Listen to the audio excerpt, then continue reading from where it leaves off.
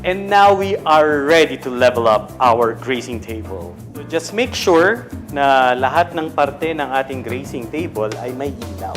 Maraming ilaw kayong pwedeng gamitin. Meron tayong mga battery-operated na candles. Ngayon naman, ang mga flowers. So aside from being decorative, they hide unnecessary gaps. Meron ding variety. Variety of color, variety of shapes. Isipin niyo yung contrast. Mas interesting na pagsamahin ng dark at light colors. Lalagay na natin ngayon ang ating iba pang decorative elements. So for this spread, ang ating decoration ay angels. Pag nilagay natin ito, ay ma-achieve natin ang balanced at gorgeous na grazing table. Sa pag-ibig.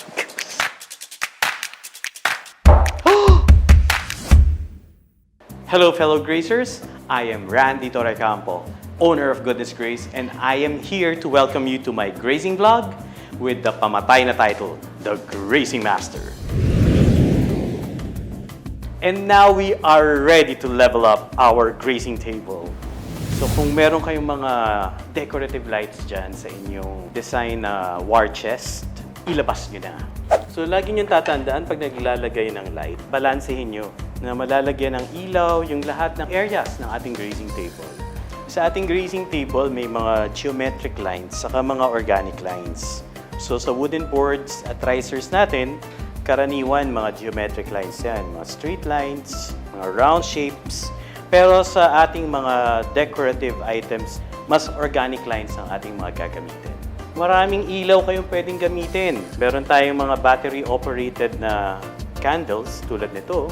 Sisilipin ninyo yung gawa ninyo kung lahat ba ng areas ay may ilaw para ma-ensure na kahit madilim yung venue, makikita yung pagkain at yung grazing table in general. Nalagay na natin ang ating mga lights. Ngayon naman, ilalagay natin ang mga flowers. So may purpose din ang paglagay ng flowers. Kung nakikita nyo, may mga gaps, di ba, sa ating mga wooden boards na medyo hindi maganda sa mata.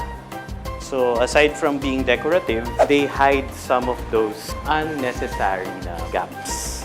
So best to start with big flowers and then cover the smaller gaps with smaller flowers.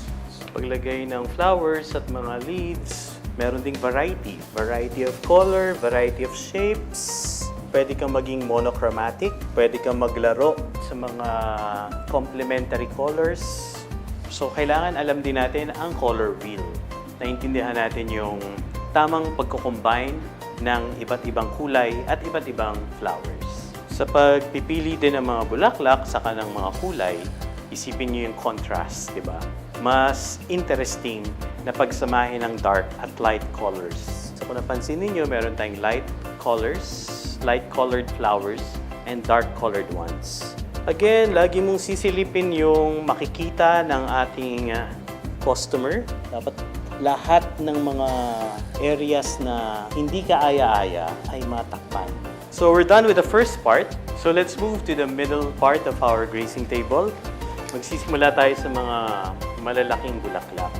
Of course, from time to time talagang mag-a-adjust ka ng iyong mga decorations. So that's our middle part, and now we'll move to the other end of our grazing table. So talaga kailangang matyaga ka kasi minsan hindi mo makukuha yung gusto mo sa unang paglagay, di ba? Parang pag-ibig lang yan. Finishing touches. So we're done placing our flowers and lighting elements.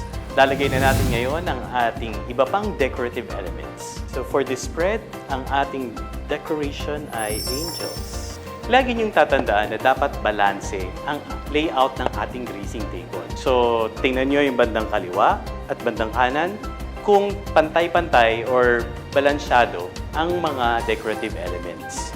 I think pag nilagay natin ito, ay ma-achieve natin ang balance at gorgeous na grazing table. Click like, subscribe, and comment down below. This has been your Grazing Master. Yata!